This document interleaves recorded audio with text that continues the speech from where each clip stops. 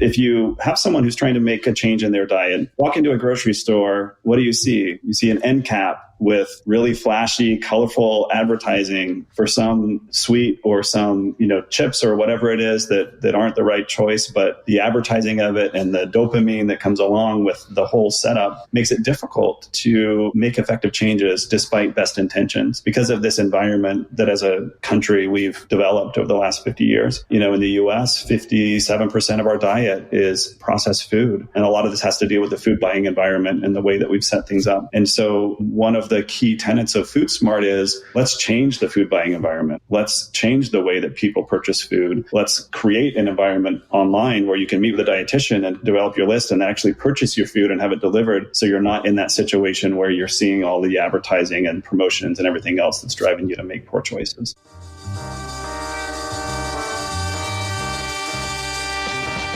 New choices, new players, new models of care.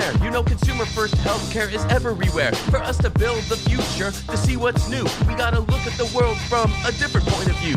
Consumer innovation ain't going away. I say it's here to stay. Today it leads the way. We gotta drop the silos. We're all the same team. Experience, business, tech, and marketing. So join us now. Join the revolution. Consumer first health is the evolution. Status quo or like status no. Yeah, this is the healthcare rap. Yo, come on, let's go.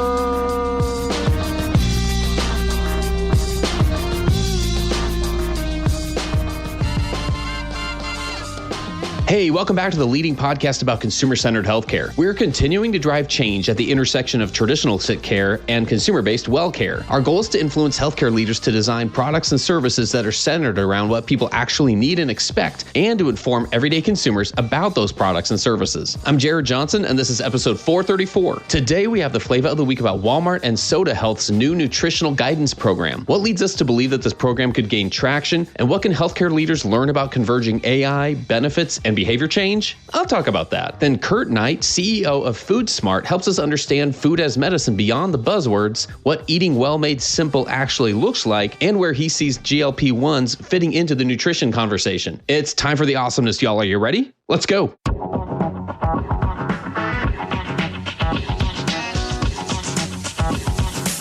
Flava of the Week.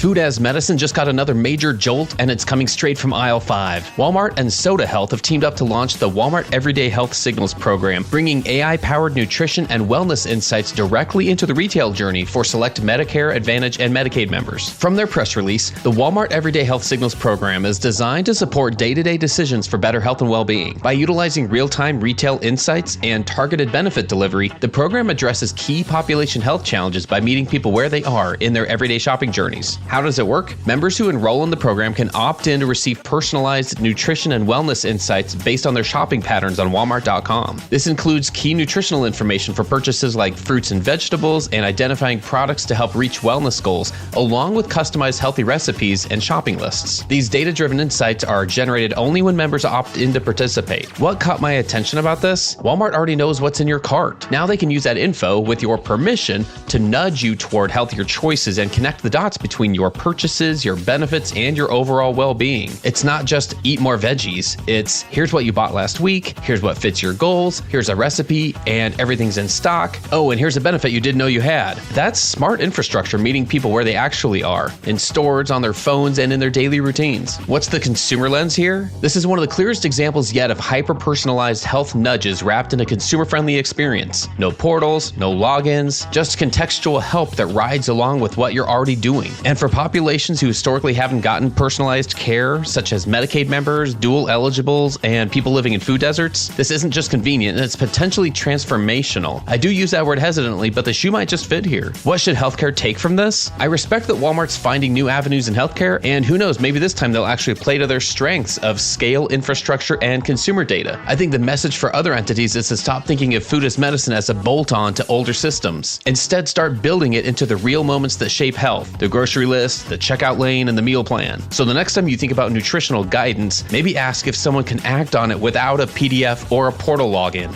Let's follow the model of blending AI, benefits, and behavior design into a consumer journey that's actually usable. That's another way that we'll build the healthcare of tomorrow, and that's the Flava of the Week.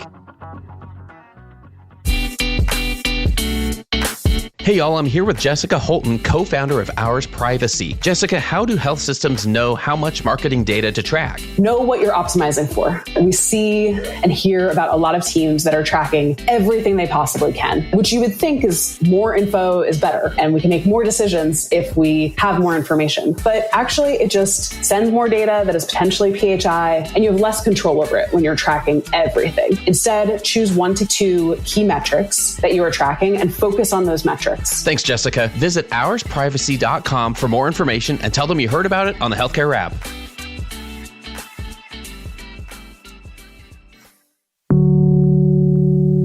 Healthcare Wrap is sponsored by Cyril. Whether you're trying to drive patient volume as a healthcare provider, boost membership enrollment as a health insurer, drive improved adherence rates in pharma, or deepen strategic B2B partnerships throughout the healthcare ecosystem, Cyril can help you with your go-to-market efforts and growth targets, enabling you to reach the clinical and financial goals of your healthcare organization. For more information, go to Cyril.com. That's CYRALL.com.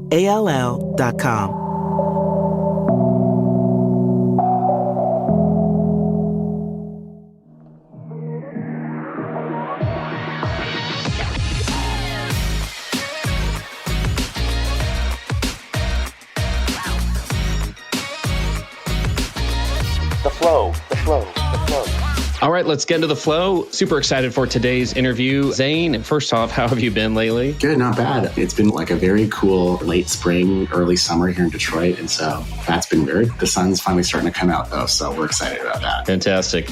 Well, let's go ahead and welcome in our guest today because we have a lot to talk about. And it's a topic that we've just touched on a little bit here or there. And so really excited to work this into the conversation from time to time. I guess actually before we welcome Kurt, Zane, curious what you're hoping to get out of this interview, what you're hoping to hear. Well, I'm excited for a number of fronts to chat with Kurt at Foodsmart for a number of things. For those that remember my own background, I started off my career off in food service and hospitality. My family owns a 20-acre cucumber tomato farm in Southern Ontario. And I remember jumping into healthcare, realizing that there's got to be a way to like connect these industries somehow, or at least bring this food discussion into healthcare. And growing up in a farming town and working in a rural community hospital, I've been to the meetings where we're trying to work with farmers to directly bring some food into the hospital and work with some of our chronic disease patients. We were never able to get there because I think of technology issues. And so I don't know, this whole space just really speaks to me. And then now living in Detroit, which some people have labeled a food desert. Today, someone called it a food swamp. I've not heard that term before. For a number of reasons and personal reasons, I'm excited to welcome Kurt and have this discussion. Perfect. Well, let's roll out the red carpet here. Kurt Knight, CEO of Foodsmart. We're pleased to have you join us. Welcome to the Healthcare Wrap. Thank you. It's a pleasure. It's great to be here with everyone. When you're introducing yourself at a party, what do you say about what you do right now? Yeah, I talk a lot about nutrition counseling and nutrition advice, working for a company where we're helping people, especially people who are lower income, to get access to better quality food and to get guidance and direction on how to eat to be healthier. Fantastic. Let's dive into that because I think one of the first places to start would be even just the term food as medicine. I think we can all agree it's at buzzword level or buzz phrase level because we hear it a lot now, which is great. We're talking about it a lot. But what does it actually mean? What does it actually involve? Yeah. So we consider ourselves a food care company, which is a holistic approach to optimizing personalized nutrition guidance, but also access to quality food and ongoing individual and community support to help people live healthier lives. So we simplify the way that patients select, purchase, consume food over the long term. We think access to healthy food is critical, but changes in behavior around food are just as critical to ensure that the intervention that is being provided is long-term, that it's sustainable, that there's an impact towards proper nutrition over time. Nice. Okay, so part of that is Foodsmart's presence out there. Can you give us just a quick lay of the land? I mean, one thing we've seen is that you've described Foodsmart as eating well, made simple. And that sounds great. We're talking about a world of food deserts and tight budgets. And then we do have behavior fatigue out there also. Give us a look into what that actually looks like to make eating well made simple. Yeah, so let's talk through each one of those points points. So basically to talk about how we can address each of those challenges. First of all, I think from a nutrition approach and behavior approach, we provide appointments with registered dietitians who can help understand the very specific needs that a patient has and understand their lifestyle, their culture, all the things that surround how they think about consuming food. As it relates to food deserts, today about 98% of the US has access to food via food delivery services. These are the types of retail companies you would think about: Instacart, Walmart, Amazon Fresh, Grubhub, local grocery stores who mostly deliver as well.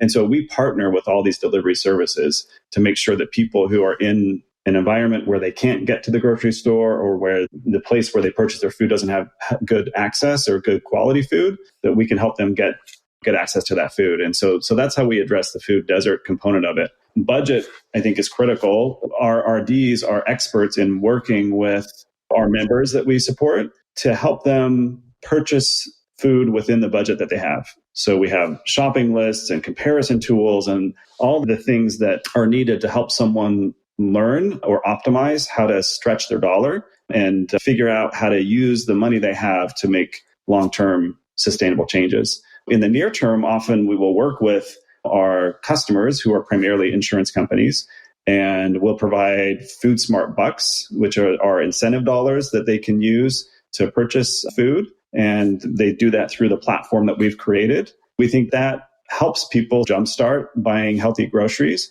This is really a situation where we're teaching someone how to use what they have to live a healthier life. I touched a little bit about the behavior element. In general, we think having a personalized discussion with a registered dietitian is critical, because you need to understand that the food that you're trying to eat going forward matches your lifestyle, your culture, the budget you have, all of those things. And so we really create a very personalized approach to helping people make improvements in their nutrition. That's fantastic, Kurt. What does, for a typical patient or consumer who's using Foodsmart, how often are they talking to their dietitian? Is it like a weekly thing? Are there daily prompts, interventions? What does that sort of look like for folks that are on the platform? It depends on the condition that the individual has, right? There are certain people who maybe twice a week might make sense. There are other people where maybe it's just once a month and where there's a live discussion with the dietitian, and it really is customized and tailored based on their specific health conditions and what's appropriate in terms of a care plan for them. On top of that, there are digital tools patients are able to use to do a recipe planner or meal planning or shopping list or set goals and follow up on those goals. Our intent is to be involved in someone's life as much as is needed to help them make the changes that they need to make and to meet them at the right moment, whether it's a digital tool or a live discussion with a registered dietitian. Recently, Jared and I had the CEO, Travis Rush from Reperio Health, if you know them. And so they do at-home like wellness visits. And I've said it on the show already, so I'll say it again. My results, they sent us a free kit to try. My results shocked me. And so I think I need to move more towards this Mediterranean diet. And so I might have to consult Foodsmart in your team to get a little bit of help there. And so I appreciate that. The other thing I wanted to call out, I appreciate this topic around education and frankly, just getting folks engaged and call out their care plan. I realize that may not be the right word here, but it connects back to, we've had Wei Ling Xiao on here from Amada Health, and a big piece of their, digital experience is like, gosh, like how do we get people to stay engaged daily? And so very appreciative that you all are thinking that way too as well, and pulling people through their journey and not just a one and done, let's send you a frozen meal and good luck. I'm curious, I guess maybe on that behavior change, what's harder, to convince payers to start to pay for this or to actually get consumers to take charge of their health? We feel like we're in a moment right now, as it relates to payer engagement, where our payer partners understand the value of food care and the cost savings that we're able to deliver. Certainly there has been skepticism in the past, but we've done a number of trials and have demonstrated PMPM savings net of program fees on the order of $25 to $60 across a full population. And we do that with an NPS in the 70 to 80 range. And so payers look at this and they say, here's a benefit that our members absolutely love with a strong net cost savings. And for them, the question is, how do we help scale this up? And so I think we're getting very good traction with a number of our health insurance partners because we've invested so much in the data and the ROI story over so many years. As it relates to members changing eating habits, We feel like this personalized approach with RDs having very tailored discussions, we call them personalized food care plans that we help develop. The process of doing that helps members make changes within their context, within their lifestyle, within their culture, within the budget they have. And so we're able to help them make those changes. I think the largest challenge that I think a lot about as it relates to how we scale this up and make it happen is really around process and technology, because we're growing so quickly and seeing so much adoption. How do we scale supply and demand in parallel or in the right way as we grow? How do we put the right technology and tools in place to make that happen so that we can meet the significant growth in demand and do that in a way that's scalable? I feel like as I'm sitting here thinking about how technology right now is allowing us to create these novel programs that really pull other disciplines to the forefront and allow them to, in a sense, take a crack at helping patients. In the old days, when I was just starting off in the innovation space, all we talked about was physicians and nurses. How do we get them involved? Maybe social work. But as Jared and I continue to have these conversations with innovation leaders like yourself who are doing very specific things, we're hearing about these other roles like RDs or health coaches that are coming to the table and finally getting access to the population to do their craft, which is fantastic. I'm curious, and maybe this is a bit of a divergence from the conversation, but on the back end, as you all think about staffing RDs, which I imagine stands for registered dietitians, if I got it right, are they hard to recruit, or are there quite a few of them out there? Is it similar to like behavioral health specialists where there's not enough and the demand is huge and we can use technology to bring better access to the population? I would say maybe it's not at the level that behavioral health has been in the last few years post-pandemic, where you saw this dramatic increase in need and had a fixed sort of group of therapists and other providers who could meet that need. Certainly, it's getting to that point as health systems and payers are embracing the role of registered dietitians and what we're doing. We find that it's important that we provide a great environment for our dietitians to work within, give them good flexibility and good support, and help them feel like they're part of a large group, even though they're all virtual in our model. But we found good success as we've created an environment that helps them feel like they're part of a large collaborative organization versus operating as individuals throughout the country. Love it. So what I'm hearing is Foodsmart is bringing, in a sense, relevance and credibility and pulling these people out of the shadows and showing what they can do. There's a lot of discussion right now around, obviously, metabolic health in this country. Everyone's talking about GLP-1s. We know that food plays a significant role in someone's metabolic health. And so I wanted to ask you, what is your perspective, Kurt, or Foodsmart's perspective on GLP-1s and the role that nutrition plays in that conversation? Do you all see that intervention as competitive or complementary or something else totally different? I love it. So I don't view this as controversial at all. I think that GLP-1s are very complementary to what we're doing. So if you look at the FDA label that's printed on any one of these medications, it says there's slight variations on the different versions, but it says basically that these drugs are indicated as an adjunct to healthy eating and increased physical activity. So there's no scenario where a physician would recommend a patient take a GLP-1 and not make any changes to their diet. And in fact, if you look at the clinical trials that were conducted, there were some trials that were done without lifestyle intervention and others that were done with intervention. And the outcomes were significantly better with intervention. And in fact, the benefit of these drugs, which are fantastic, they're revolutionary, is that they can change behavior and change appetite, change what looks good in terms of eating. And so if we can work with a patient while they are taking a GLP-1 and help them lock in those changes, make the lifestyle choices while they have some support from the drug to do that, then you're able to help someone stay in a healthy way much longer, even after they've stopped taking the drug. The patient basically doesn't make any changes and then stops taking the drug and then suddenly says, now I need to address those cravings or address these food choices. And then it becomes so much harder because they don't have the support from the drug anymore. Combining nutrition, counseling, and changes to the food buying environment and all these things that are being done are essential to help patients have success with these GLP-1 drugs. And we also believe that they're important in the ROI. There are a lot of side effects that come when a patient takes a GLP-1 that can be managed through nutrition changes. And we believe that we can help patients have a healthier experience on the GLP-1, but also have much more success long-term after they've stopped taking it, or in many cases, start with the nutrition and lifestyle intervention before they're even prescribed the drug and potentially not need the medication. Love it. You heard it here first, folks. You need to still eat right. You can't just take the shot, so to speak. I have a friend who confessed that he was on a GLP-1 and he admitted he didn't make the lifestyle change, lost some weight, but then when he got off of it, gained a lot of it back. And so now he's back on this actual lifestyle modification. So totally right for what I'm seeing. You don't hear this in the press. You see all the success stories, but about 80% of patients who take GLP-1s gain all the weight back within 1 year once they stop. The real challenge is that the loss in weight ends up being disproportionate towards bone density and muscle mass. And so then what comes back is a lot of fat. And so you end up with a patient who isn't as healthy as they were before they started taking the drug. But it's not a dire situation with the right nutrition interventions and the right choices while someone is taking the drug. It can be very positive. So we just need to do it in the right way. Yeah, that part's really interesting. And that kind of leads to where Foodsmart is able to excel and offer value. And we talk a lot kind of macro level about the healthcare value chain. And yeah, we don't macro wise, we don't want to do things in one area that adversely affect other areas in healthcare. So I'm curious where Foodsmart fits in here in terms of outcomes or in terms of metrics that you're most proud of, kind of what you're still chasing when it comes to proving that this model works. I would say you don't necessarily have to prove it much anymore. It's been proven. What are those outcomes or metrics that you focus on? I would say there are a number of metrics that are shorter term to longer term. Short term, 73 on average NPS. So this is a benefit that members love, that they need, that they value, that is helpful to have from their insurance provider or their health system, their regular provider.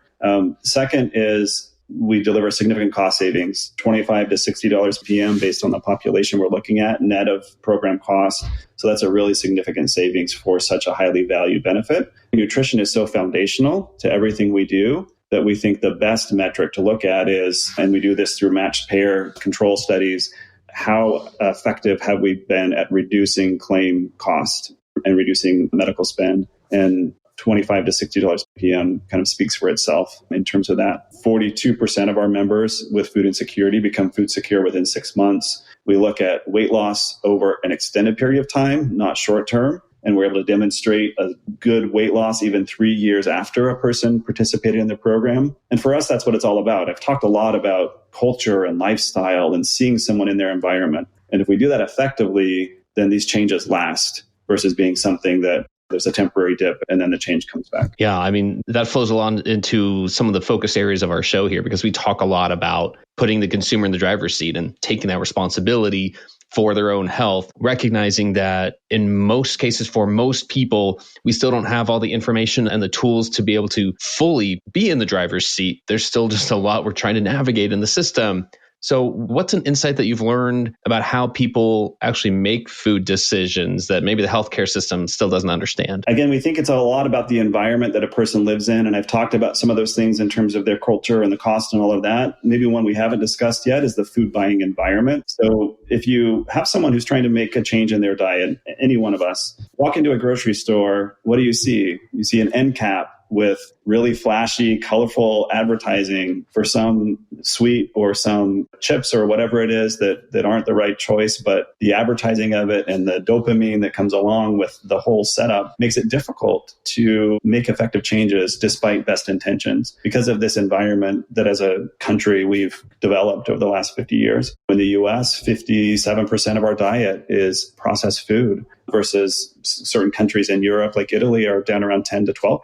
And a lot of this has to do with the food buying environment and the way that we've set things up. And so one of the key tenets of Foodsmart is let's change the food buying environment. Let's change the way that people purchase food. Let's create an environment online where you can meet with a dietitian and develop your list and actually purchase your food and have it delivered. So you're not in that situation where you're seeing all the advertising and promotions and everything else that's driving you to make poor choices. I love that, Kurt, because this paints the picture. It's not just as simple as maybe it's similar to other challenges in healthcare of it's not all within the ability of one organization to change everything about it when we start understanding what affects a food buying behavior to even understand like what the baseline is here with the food buying environment that we go into. And it's not as simple as, hey, now we're here to solve everything, but here's what we can do. And I do think that's important for everyday people, for health consumers, because I always try to put that in the first person point of view. We're all health consumers. So so being able to just understand what actually impacts our health and wellness choices is kind of the main purpose to keep this podcast going, is to keep talking through that. I'm curious, as an organization, as we start to wrap up here, just what you're looking forward to, like what you're the most excited about at Foodsmart over the next 12 to 18 months. I've just recently joined Foodsmart, and it's been a great experience for me, a great time to join, because there's so much energy around this topic in our country right now. If you go back in terms of presidential administration, the Obamas were focused on let's move and healthy and hunger-free kids. The Biden administration was focused on food as medicine and hunger relief. Now the Trump administration is focused on nutrition and make America healthy again. All of these have a common theme around improving lifestyle choices and nutrition interventions. And there's a lot of energy behind the work that we're doing at a policy level and all the way down to an individual level. So we're finding tremendous adoption and uptake in the insurance market for what we do, and good alignment on the work that we're doing. We're finding more patients than ever before who are using the service, and a very broad and expanded ability to have influence. And so for Foodsmart, it's really about execution on figuring out how to make sure we're providing the right care to the right people at the pace of growth that we're seeing. And that's an exciting opportunity to have.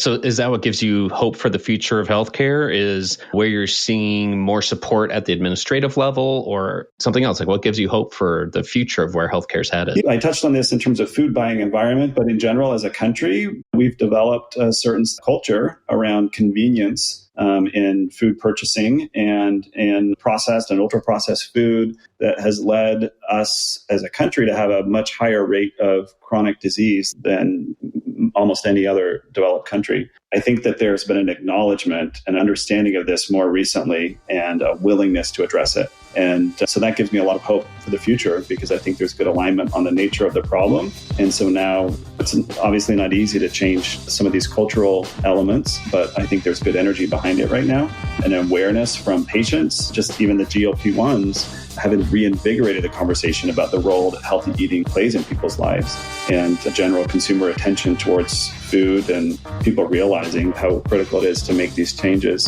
And so I do have good hope that all these factors come together to collectively allow us as a country to make the changes that need to be made that will result in happier, healthier people going forward. Well, we're excited that you're at the helm there at Foodsmart, and for all the work that the organization is doing. This is a great time to be having this conversation and to be watching more closely where things are headed here and the progress that will be made. I want to appreciate your time, and thank you for joining us today. And thanks for everything you're doing to make healthcare more consumer-centered. Great. Well, likewise, thank you both for your work, and excited to continue to work together to improve healthcare in America.